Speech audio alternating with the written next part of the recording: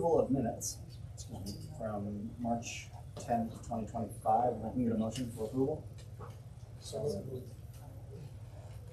Second. Second. All right. Was there any discussion about the minutes? Any questions? All right.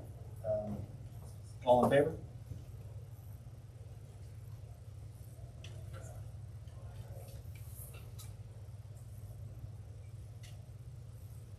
So any reports and updates? We'll go to the superintendent's report.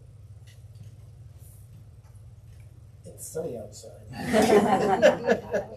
We're not.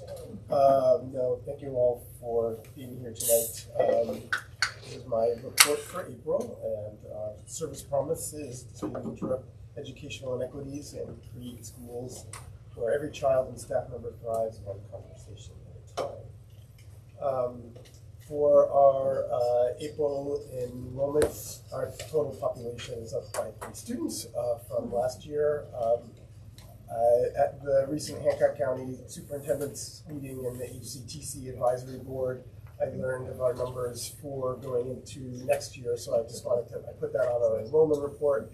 So as of now, Hancock County Technical Center, students for MDI, we have 33 in the morning program and 24 for the PM program, so a total of 57.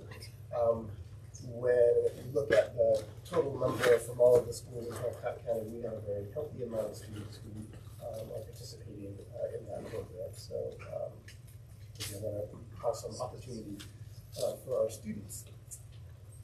Staffing update.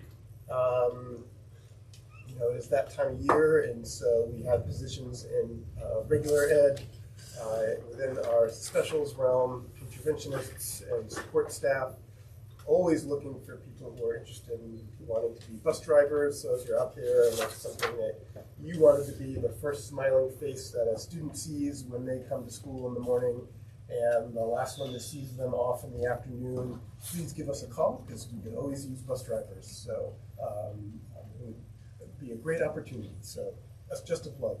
And then our central office, we are still, we have our special education administrator, ad out, and occupational therapists. And by return from break, our human resources coordinator, ad, will be up and out. Good to see. And then folks could always go to the employment opportunities link here if they're perusing my update, which again is on the website after the meeting, so people can go through and look at the things that I talked about. In terms of school highlights, at the high school, the Down East Regional Drama champs for the high school, 1 acts for Area Dice. What a great show. I really enjoyed the opportunity to see that and to just see the wonderful work that our students do in that program. Also, last week it was Community Service and Community Building Day, and so that took place. It was great to see, well, some students were here doing assessments, and freshmen and seniors who needed community service were out and about, and I believe and freshmen were out at their Community Building Day where they worked together as a group. And so it was neat to see them all leave on the buses to take part in their day. And just a little note, the infamous Osprey Kiln is back up, which is located over on the parking lot there. So check it out. Over at the Ashley Bryan School, our tech lead, Lou, was working with older students on Tinkercad and 3D design software when he was out on Cranberry and to make some interesting things, and he brought them some interesting tidbits.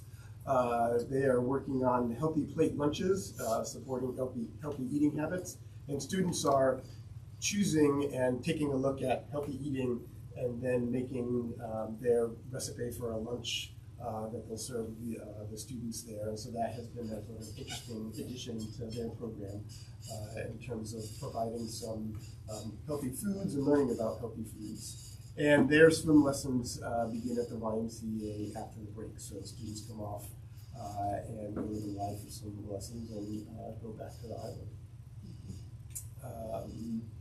For Connors Emerson, the show choir earned a gold rating at the state competition, so congratulations to them. The sixth grade visited the Abbey Museum for their Wabanaki studies that they're doing in social studies. And second graders in art made some cubist still life paintings. And over in Trenton, author Rebecca Lowell was at the school and did a school-wide meeting for her book Catching Flight. And then she did some drawing for some of the younger students in smaller sessions around the school. They recently celebrated what they called Poem in Your Pocket Day, and they will actually have a poetry slam for K4 students this upcoming week. And at the end of the week, they'll be celebrating Earth Day with the school-wide cleanup and planting as they, if you've ever been up into the Trenton School, they have the garden up on the left, and they have the outdoor side of their garden, and then there's the greenhouse, and then also there's a little building off to the left. I don't know if you've ever noticed that was there, and that building, when all the garden vegetables and things are growing in the summertime, things go into that little house, and we also get food from, they also get food from the Bar Harbor food pantry for folks in the community to come and get free vegetables and fruits. So it's a great opportunity for community members who are looking for fresh food. So if you ever are going by Trenton and you want to shoot up there and sort of see what they have going on up there, it's pretty awesome. Over in Pematic, the third grade traveled to Camp Beechcliff for some team building and problem solving as a group, and Mrs. Bracey's kindergarten class went to the Southwest Harbor Library to make bird feeders. And upcoming tomorrow is Discover Seaweed Day that's happening over in the library at Pematic. But there's also in Ellsworth, they're doing a business-wide, there's something about seaweed going on in our area. We do have harvesters in Canada and up and down the coast in Maine, and they're doing a little something over in Pematic about what seaweed has to offer our community. Over on Swans Island, the 3rd through 8th graders headed off to see Peter and the Wolf at the Grand, and students overall are working collaboratively to interview community lobstermen for a book that will be housed at the lighthouse that is there on the island. So they're doing some of the work on interviewing skills. And middle schoolers in math are exploring linear equations and applying the Pythagorean theorem, which I was using this weekend in trying to redesign the deck at my house because I had to put new doors on there and take down the old deck. So I had to use Pythagorean theorems to figure out where I'm putting the posts. So it's useful, folks. Over at MDIRSS, 8th graders are facilitating their monthly all-school meetings, and in the upcoming meetings, 7th graders are sort of taking over as they learn the role as the facilitators for their meetings. Student-led conferences, of course, took place, and they had about 91% of students participating in those. And 3rd graders are in a deep study of plants and ecosystems.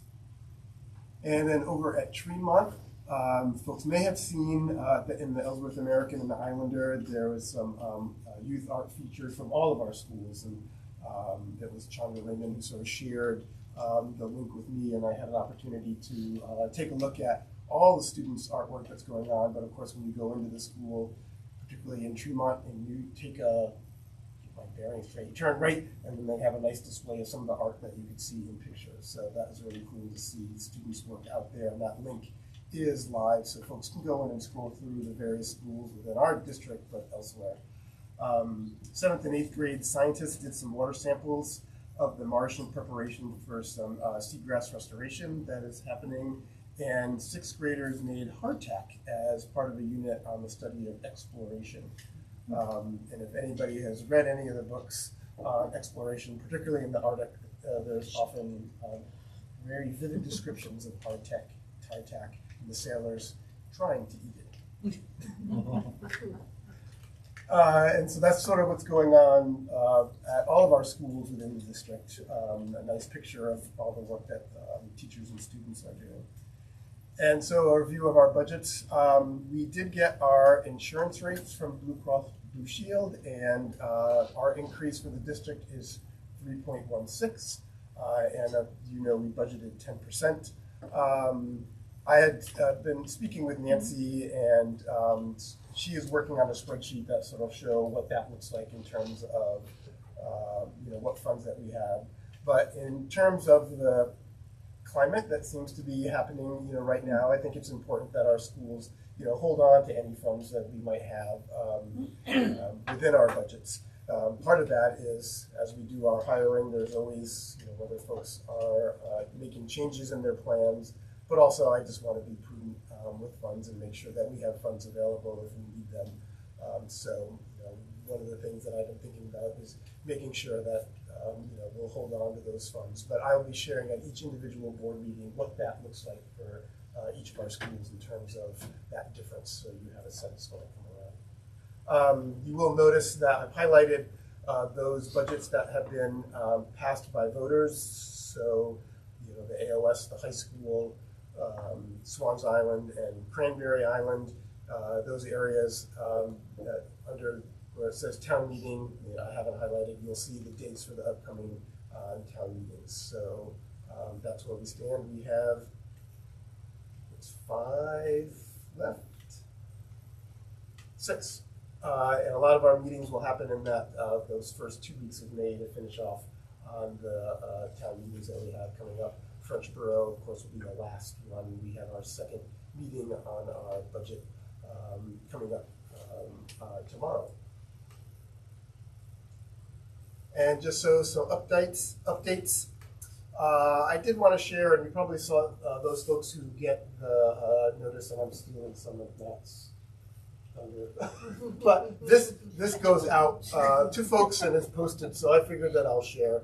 And so at HCTC Skills USA, we had some impressive results for our students here. Willowdale got a gold for health occupations. Cameron Carter, diesel and technology, received gold. Connor Kane, gold for diesel technology. Donnie Craig as well.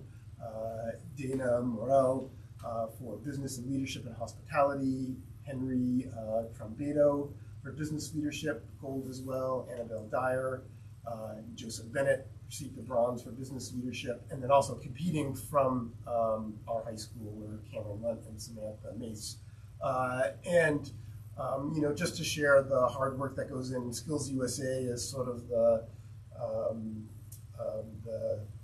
conference and the competition for students in that area of CTE in their particular area. And so that's usually held at the Bangor Auditorium, and then those students that win gold can go off to the nationals, and we have a group, that would be going up, and they're raising funds right now to be able to do that. I also wanted to share quick to that. Just as firsthand knowledge of that too, it's not just those awards. Those awards do and can transfer to scholarships at the schools that the kids attend. My son won gold a couple of years ago at States for culinary, went on to the Culinary Institute of America, and that translated into $15,000 worth of scholarships over 3 years. So it's the real deal. It's the real deal. So congratulations to the hard work of those students and the folks here at the high school that helped to support them.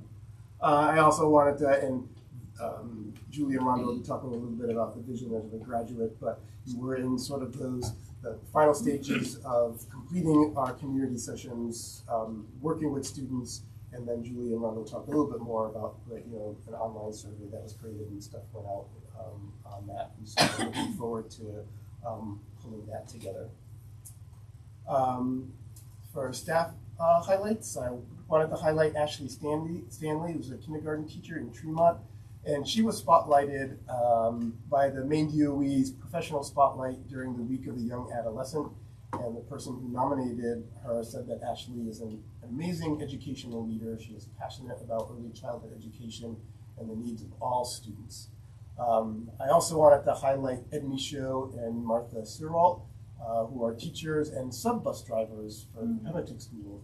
Ed teaches language there, and Martha is the math interventionist, and they got their bus driving licenses a little while ago. And one of the bus drivers there, Mary Alley, has not been well, and so they have been sort of standing in for him. And the other day I saw, when I've gone to Pemmican over the last couple of months, I've seen Ed driving the bus in the morning time, and then goes in and teaches. And then the other day, I was sitting in my office working, and then I saw the track bus go by, and guess who was driving? It was Ed. And then I saw the bus go back, and then I saw running by was Ed, because he's also coaching. And I've also seen Martha behind the wheel delivering students where they need to be. So just a shout out for those folks who are stepping up and helping their school out in some really big ways. So I wanted to make sure I highlighted them. Also a shout out to Mimi Rainford and Mariah Simpson. Mimi is the teaching principal over on Swans, and Mariah is the literacy specialist and NPS coordinator at MDIRSS. And they presented at the School Redesign and Action Conference, which is sort of put on with the Great Schools Partnership. And they did some work talking about our district's journey with the MTSS team, and they also presented with a group of teachers focusing on MTSS from Revere, Massachusetts as well. So I appreciate them going out into the educational community and sharing what we're doing in our little place of the educational universe. And then I've listed, we are at the end of our 3-year session for Common Study groups, and that happens in 3-year cycles. And new Common Study leaders will be taking the reins starting in May. And so Common Study leaders for the last 3 years have been Lynn Rabaska, Lynn Bean Ingram, Bonnie Norwood, Allison Putnam, Ed Michaud, Edie Dubois, Chandra Raymond, Chelsea McCurdy, Brian Dion, Siobhan Ryan, Ashley Stanley, Caroline Fournier, Snow Ross, and Megan Baldridge. And this list of dedicated staff spent the last 3 years as the first round of our district's Common Study leaders, and they've kind of blazed the trail for our next group, working to enhance teaching and learning and teacher efficacy throughout the district. So playing an important role in moving the teaching and learning within our district. So I thank them for all the work they've done for the last 3 years. For reorganization, we have an upcoming meeting on the 14th. The focus will be on school reserves and then to continue conversations about community messaging. And the school reserves is really sort of the last technical component that needs to be completed before we sort of write up with an official reorganization plan. And so hopefully we'll wrap that up on the 14th. And then, of course, there is the reorganization website. You can go there and check that out. I do want to highlight on the reorganization website, as you scroll down, board members who were around recall that the middle school committee did a really nice job of a presentation about their report on the middle school. And if you look at that presentation, it does a really good job of talking about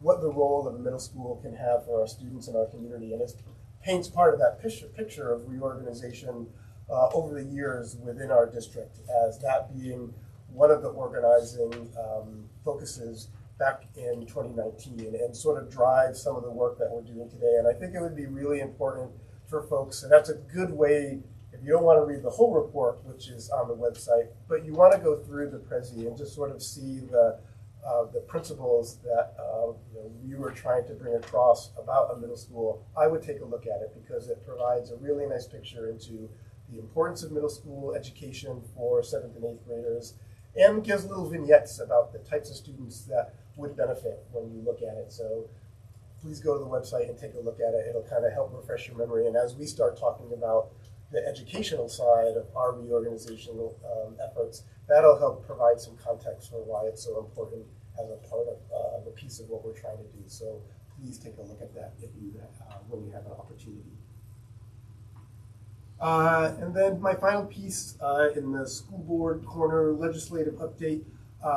There's been a lot in the news about Maine DOE and the U.S. Department of Education. And I just wanted to share some reminders about our schools. And all MDIRSS schools are following the law as enacted by Congress, and those include Title VI and Title IX. Title VI being part of the Civil Rights Act, and Title IX looking at discrimination, sex discrimination. And so we are following the law. And all MDIRSS schools abide by the Maine Human Rights Act, as unanimously passed by the Maine legislature and supported by our associated school policies that look at supporting kids. So please know that.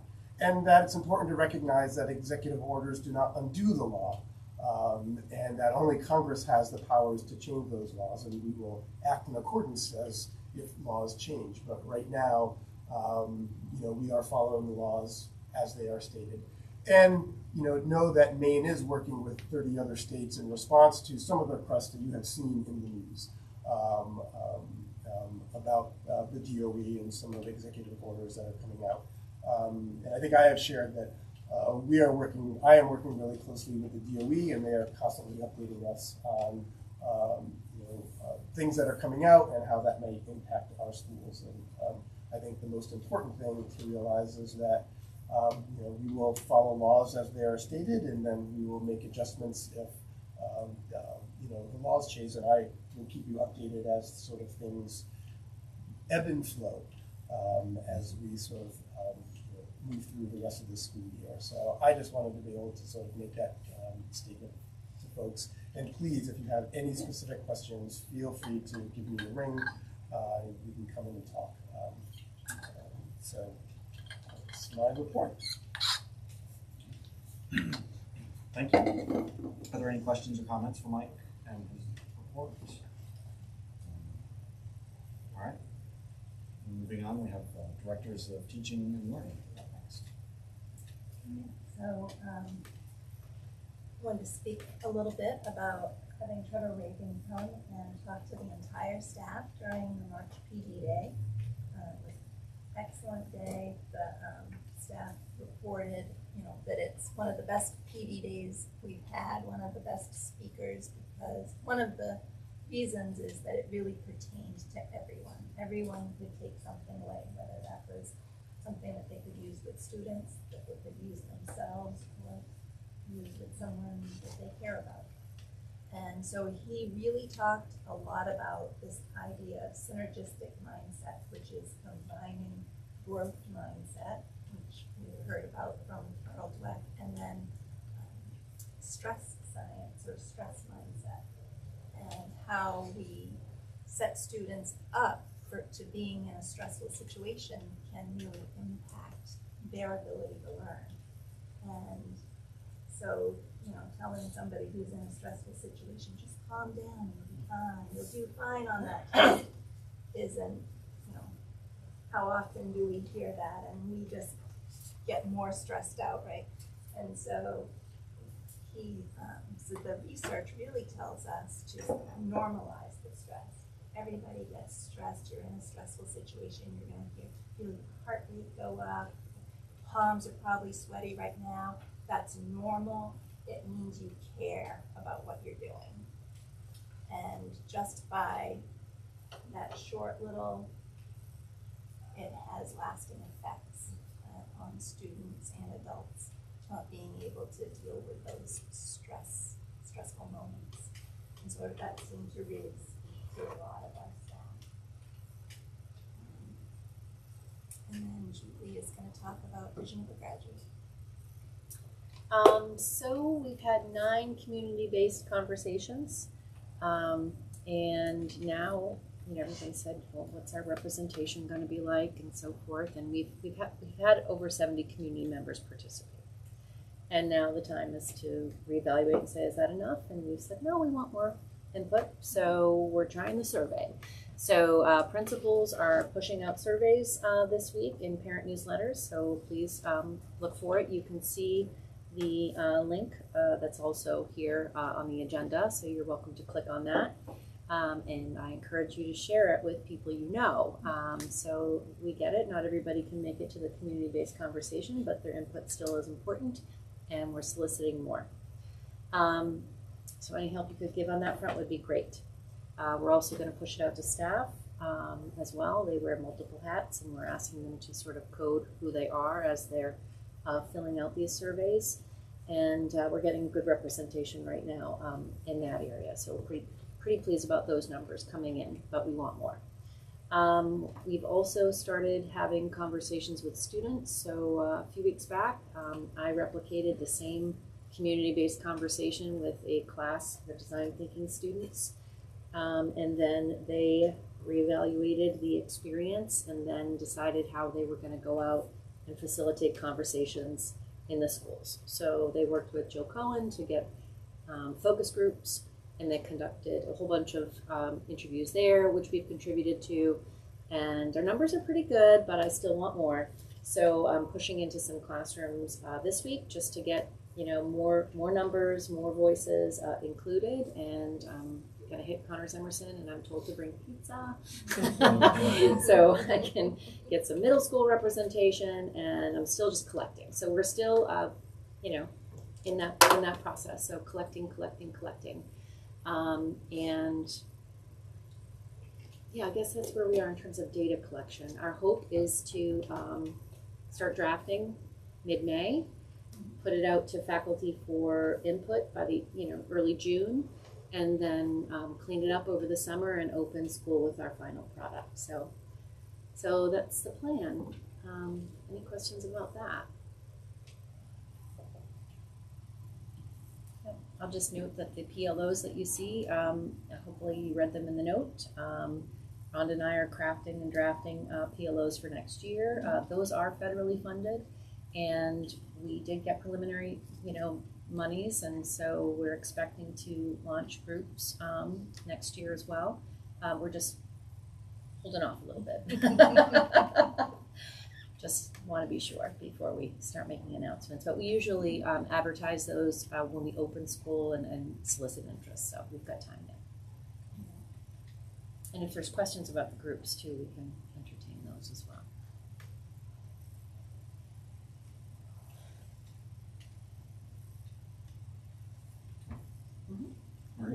What's like, if you had to make up a story about what the biggest demographic you see being missing so far, and who've come, or who, if you could pick a group of people that you really wish you could hear from more, what's that look like? Or is not a dumb question because it doesn't matter? Well, and we are profiling a little bit, and I would say we've got everybody represented. So nobody likes the data when it's small in number, right? So it's just more about now getting bigger numbers. So we don't feel like we're missing a demographic per se. We feel like we've got balanced voices, and we've been mindful about plotting that. We might have made a mistake. We're not professional, professional profilers, and I think that's illegal.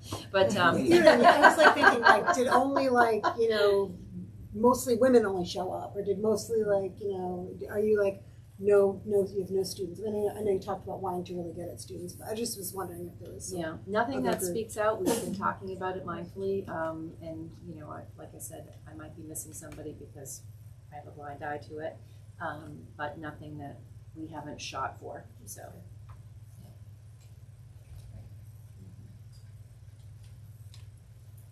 Any other questions? Thank you. We'll move on to mobile makerspace report. Luke.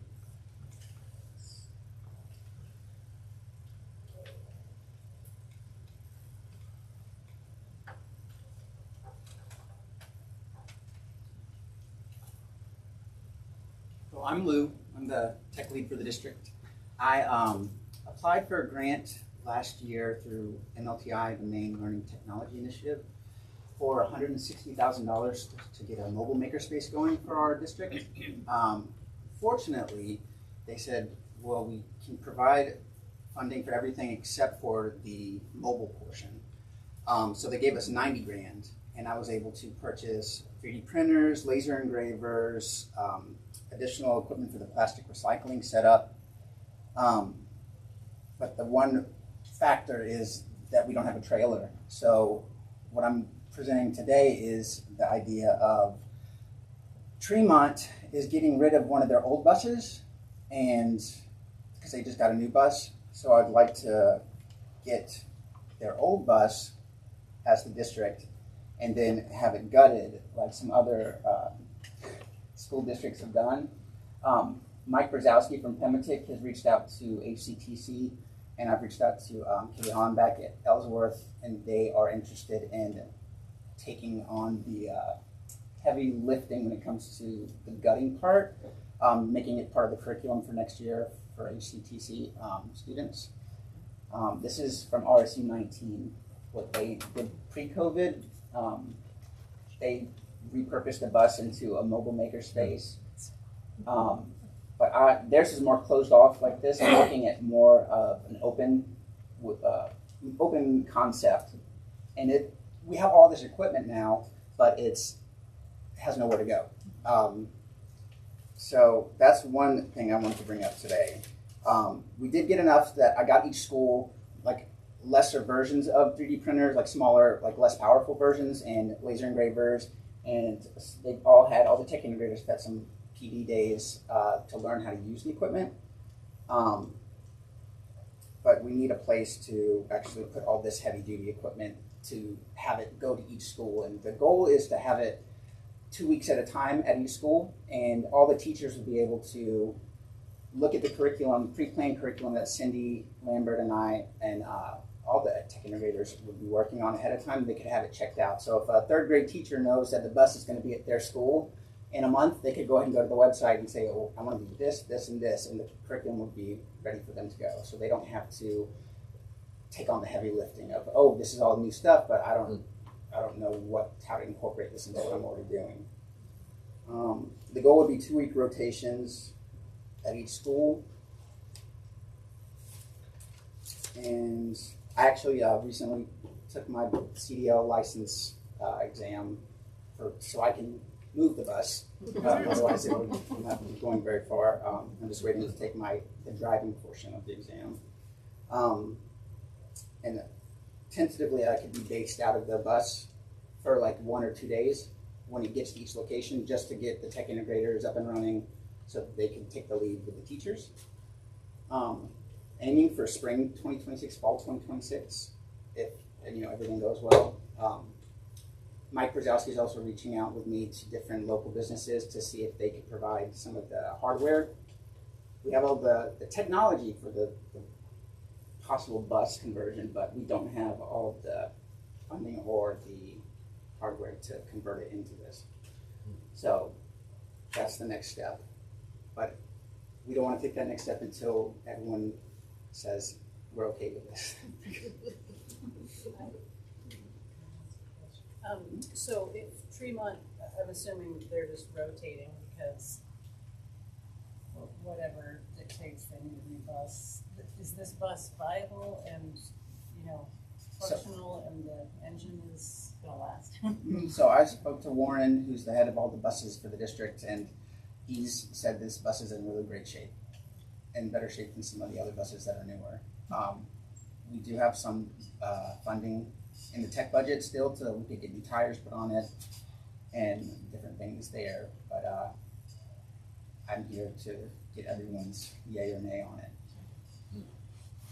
I think this is amazing and what a great idea, so thank you.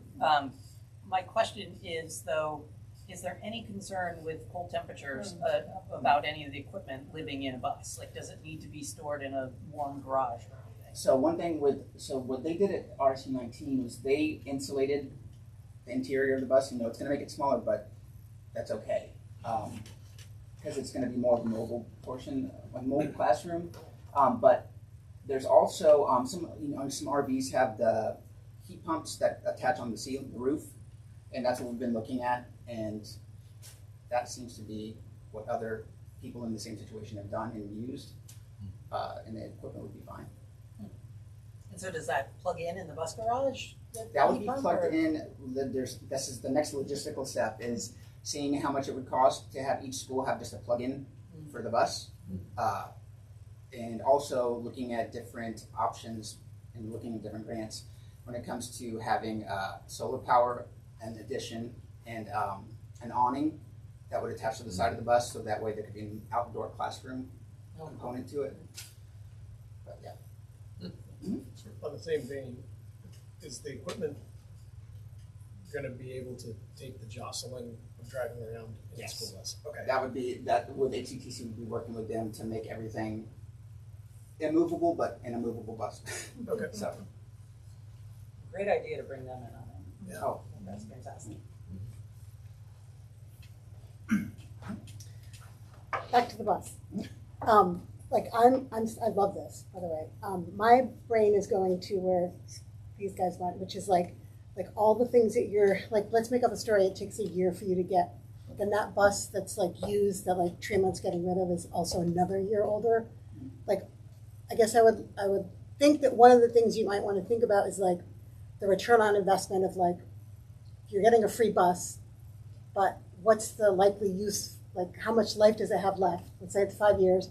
It's 1 year down. If it takes a year to outfit it, minimally, you know, what does it take to maybe just think about adding to your budget of trying to find something that's not a used bus that someone's getting rid of? I'm just, You know, the real goal would be to have a 8 by 30-foot trailer that would attach to, you know, a heavy duty truck.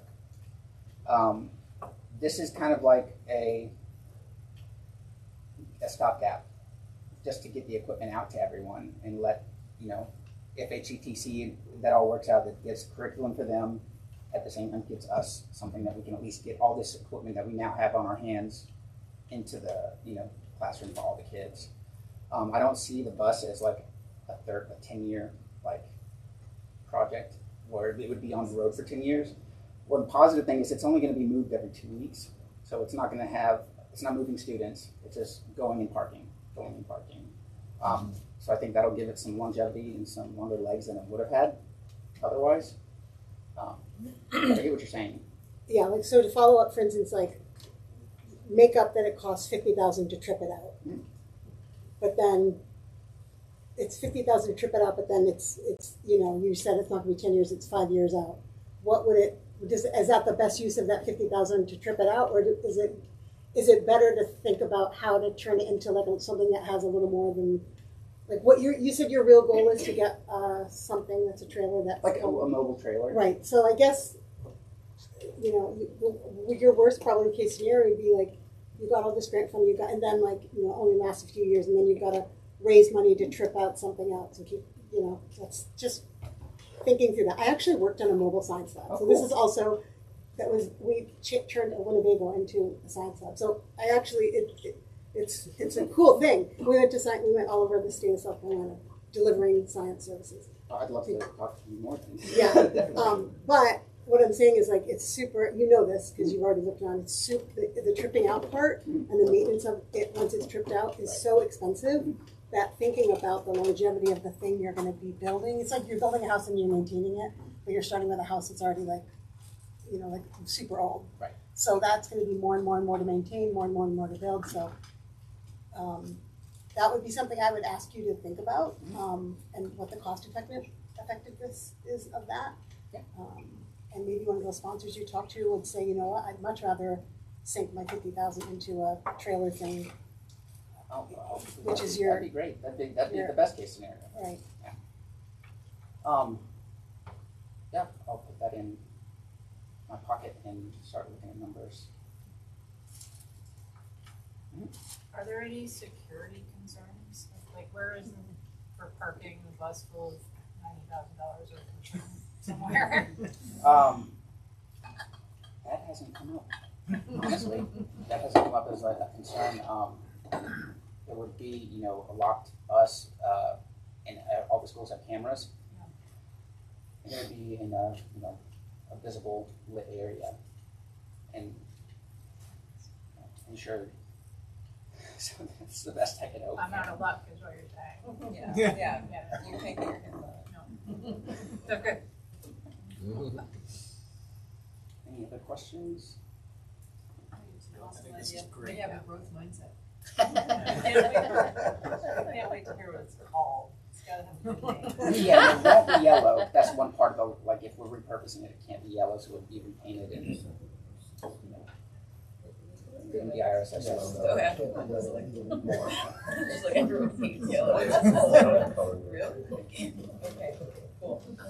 Thank you. So, So, just to clarify, the bus is no charge to you, or you're buying? well, so what I understood it as is we bid on it, it goes up to bid, And I've seen heard of some schools buying buses for as low as, no one bids on it, $5, or it can go up. But we do have in our tech budget, we can reallocate some funds for the district's tech budget, because I've underspent in some different areas in hopes that this would, happen. So we're just kind of waiting. So how does it work now? This is my,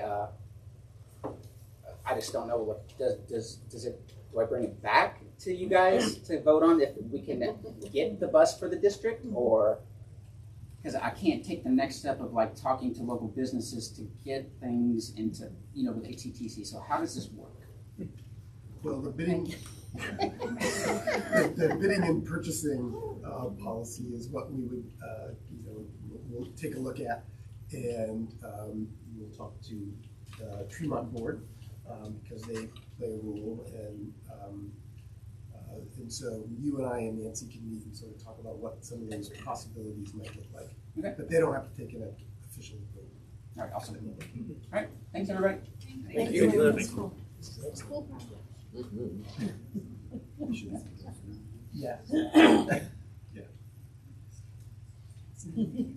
Okay, great, thank you. We have discussion item, we have first reading of revisions to policy IGA, curriculum development and adoption. Yeah, and so just in the cycle of review, IGA was up, and you had in your packet sort of the old, it was called instructional program, the model that came from the Maine School Boards Association is called curriculum development and adoption, and sort of aligns a little bit more. We met at the last policy meeting, went through the version from the Maine School Boards Association and took pieces from ours and sort of created a process that we think more aligns with in terms of identifying the needs for continuous review of curriculum, pointing out the importance of multiple pathways and culturally responsive learning, the idea of making sure that we're being aware of Common Core or science standards that come out, that our programs are on ongoing review, and that the superintendent's office will sort of take the lead in development and a review process that aligns with best practices, and that changes will be need-based and sort of go through a process that involves our directors of teaching and learning, involving teachers and administrative consensus in that process of review. And so it just sort of paints a more specific picture in terms of curriculum review for us as a district than our own policy. And so this was the version that the policy committee identified after review. So any feedback would be appreciated. Now or at any time. Yeah. And then this looks like it's more of a wholesale change. Yeah. So it's not something that just has the slightly highlighted. Yeah. Small changes, this is more complete. Yeah. And so when it comes to the next part of the process, we would be looking at adopting one and then moving the other as sort of replacement. Any questions or discussion about that point? All right. Thank you. And then we have an action item, second reading and adoption of revisions to policy JKB detention students. And as you recall, that had that small change in the removing of Saturdays and the part about detention given for makeup work or extra help sessions. And that, so those are the level practices that we do. So we want to make sure policy aligns with what we actually do. Move to approve JKB. Revolution. What happens on Fridays at the high school that's different from the rest of the schools? Do we have a second? Second. Second. Sorry, go ahead. So on item 2, so at the high school level, Friday detentions may be utilized under the same guidelines. Do they not do Fridays at the other schools? The elementary schools, I rarely did Friday detentions. So it was specific. The Fridays and Saturdays is very specific to the high school.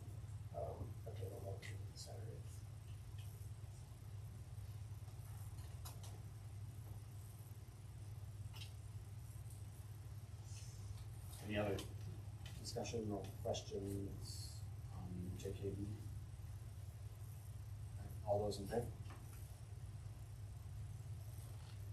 Thank you. And any other business? Future agenda items, our first reading will come back as a second option. We'll have our regular updates. Yep.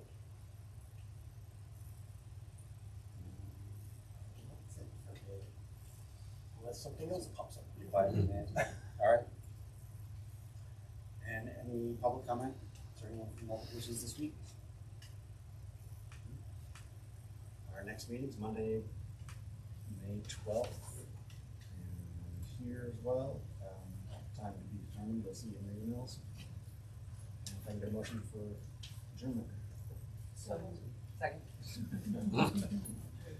All in favor? Hi. All right.